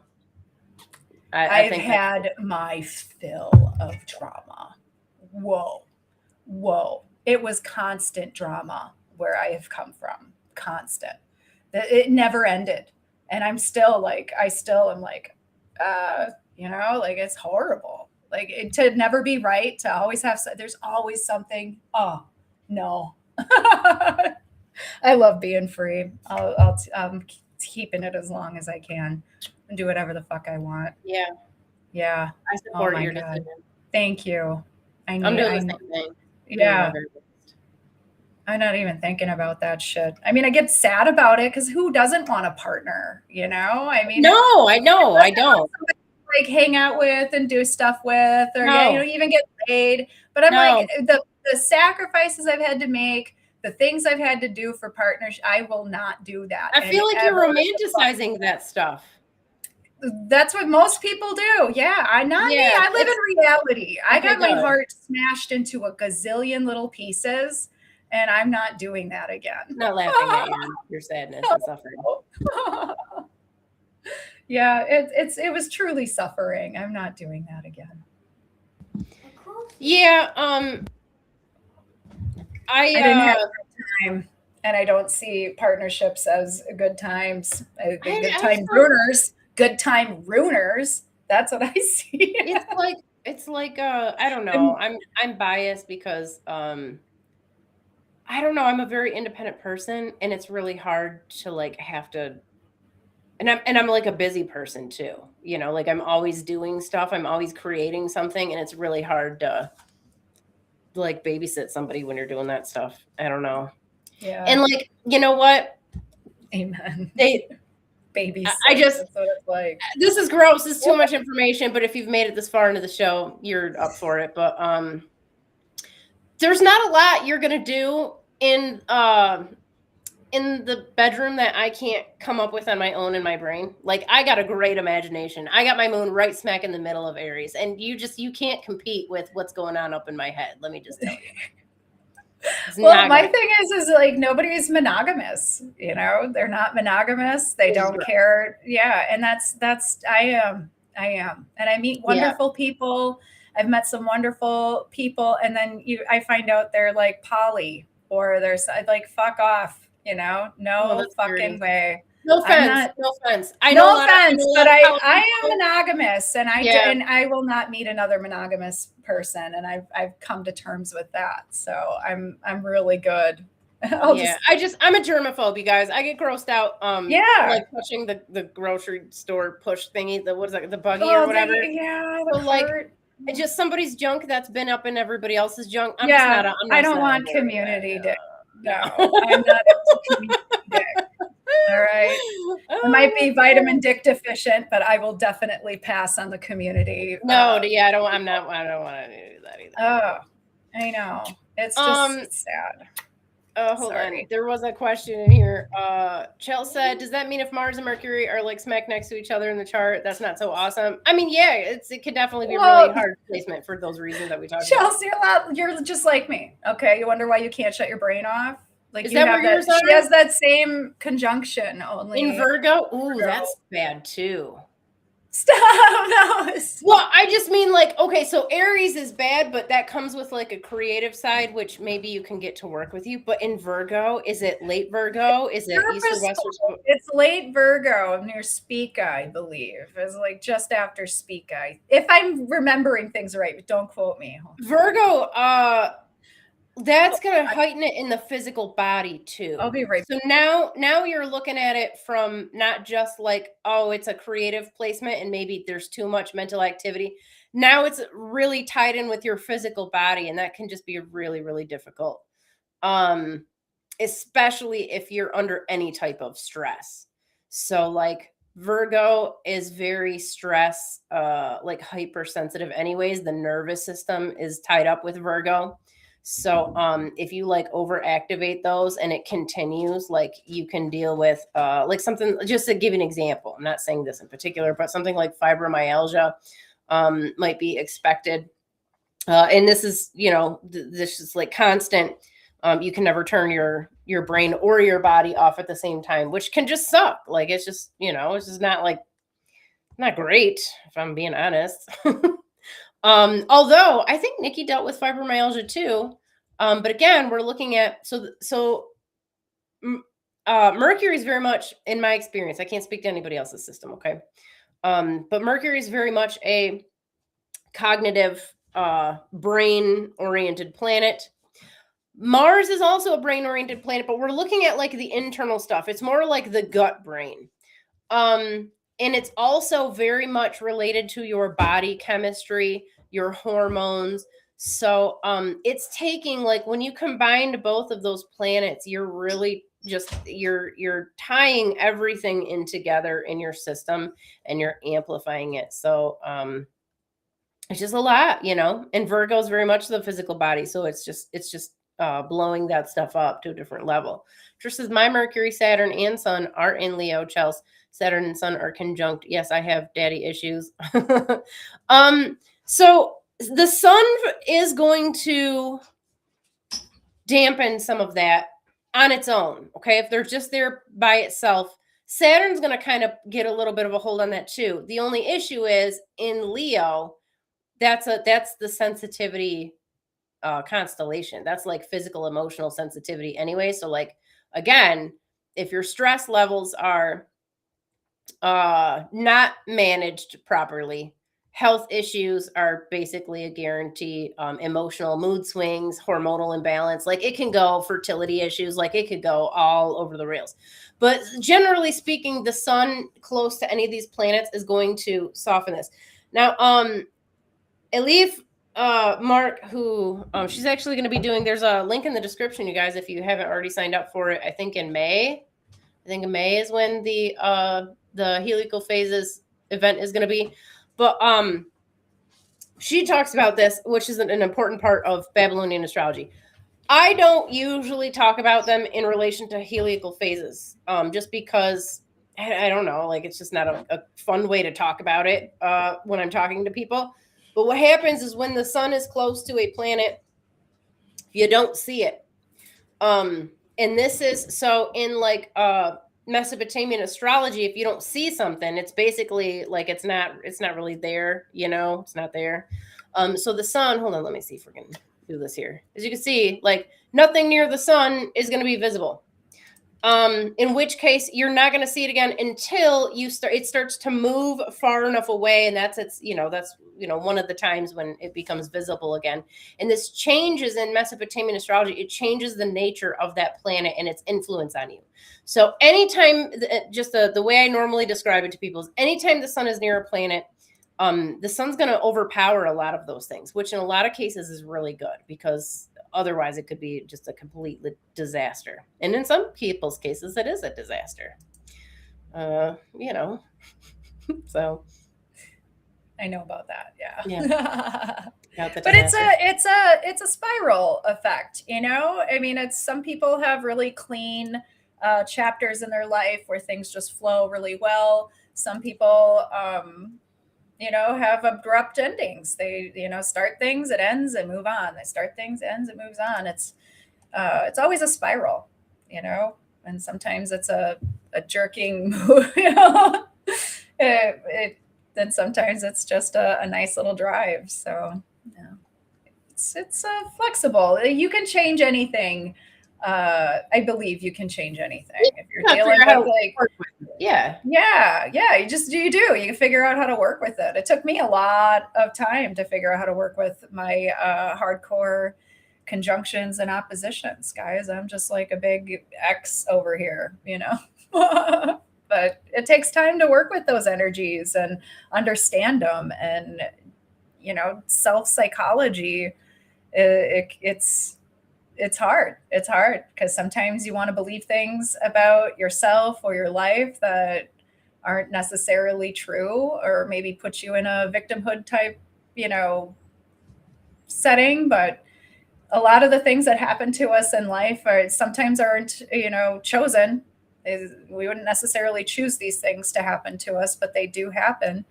And we have to deal with it, you know, and ignoring it, or, you know, running away or playing the victim isn't always the best solution to those types of things. So We're seeing it right now. I mean, we've got this confrontation has been since the 1950s coup.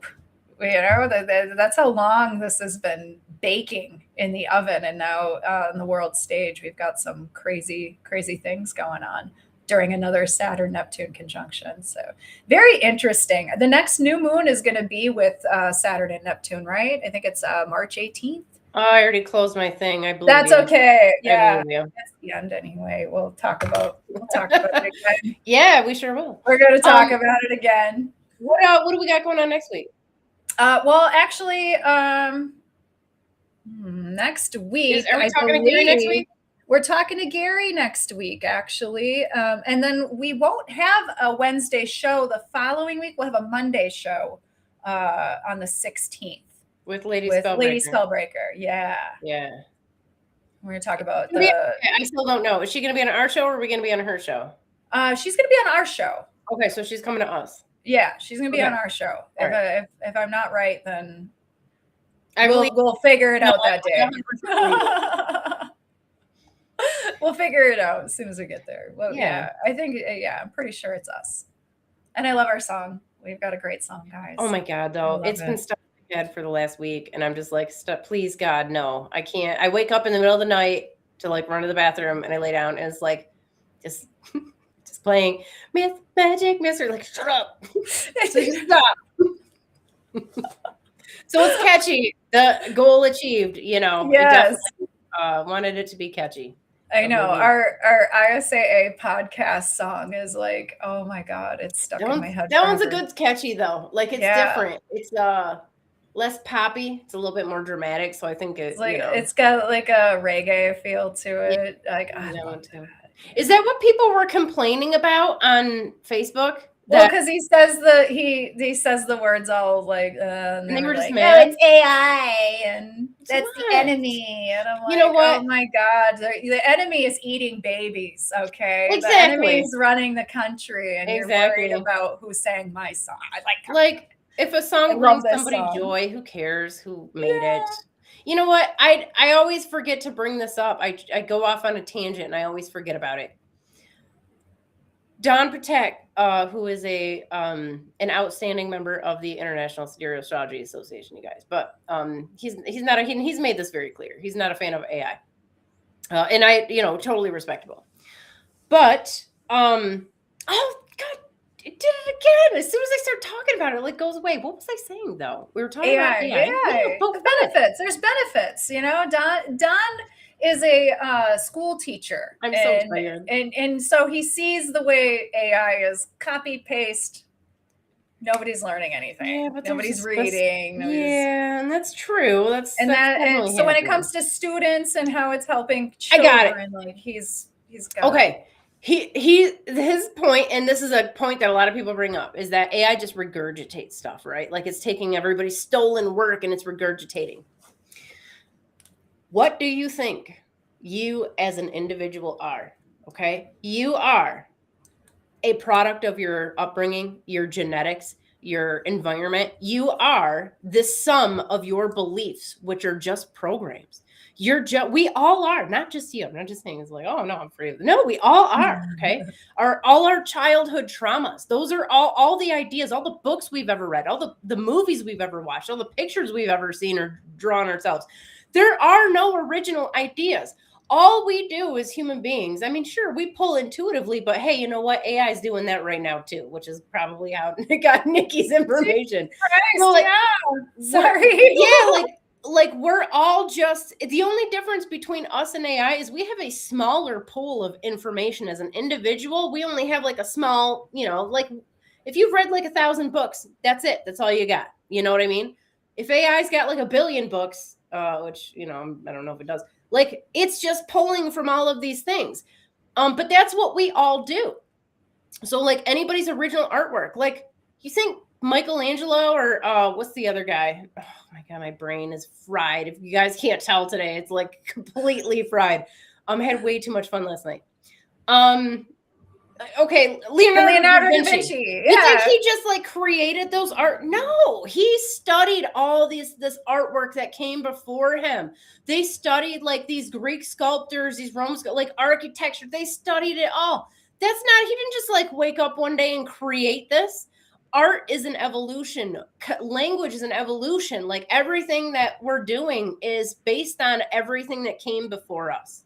So I don't buy this whole, like, oh, AI just like vomiting up everything. Yeah, but that's what we do. I'm sorry, no, it's gross, but we do, I'm not creating anything new with astrology. I'm just like literally retelling these stories from like a long time ago. If I find new information, like talking to astrologers from other traditions and stuff, if I see something, the Sumerians didn't do anything with the lunar nodes. I saw something that worked and I used it and I incorporated it. So that's what life is, and that's what we're all doing. But we're all just the sum of our programs, which we need to be aware of, because then we can or deprogram certain things that we don't want anymore and get some like cooler programs, Yeah, I love that. Yeah. That's probably a good point to wrap it up. That is a good, that's perfect. I'm struggling today. I love it. That is perfect. Well, it is what, nighttime there. It is. I pushed myself real hard. I had a great week, you guys. I power walked like 10 miles. I friggin' what else did I do? I busted all my personal records today at the gym on top of I don't know. I had a great week. But yeah. I know. So too good of a week. Weights too. Yeah. Yeah. I want to get all nice and strong in case I have to fight a man. Protein. Yeah. You need lots of protein. Got to eat it. I say lots. You actually don't need that much. Like a chicken breast a day will do it for you. If you can do that. Yeah. All right, guys. We'll be back next week. Lots of love. Enjoy your full moon energy while you got it. And then we'll see you next time. And let's see if I can manage this. Now, I think if I kick us off first and then play the exit song. I'm going to play it, you guys. I'm going to play it because sometimes people like commenting in the thing while we're doing. So I'm going to kick us off first and then I'll switch over. In 3, 2,